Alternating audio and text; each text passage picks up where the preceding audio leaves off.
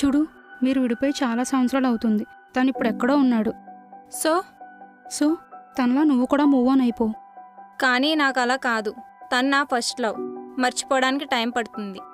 ఇంకా ఎంత టైం తెలియదు. అది కాదు, మీ అమ్మ చెప్పినట్టు ఆ అబ్బాయిని కలిసి అతని గురించి తెలుసుకోవడానికి ప్రయత్నించు. ఆ తర్వాత ఏం జరుగుతుందో చూద్దాం. సరే. అమ్మాయి రాగానే హగ్ చేసుకో.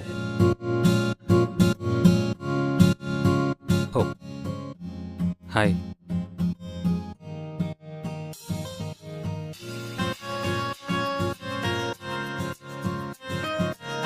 రే శివా,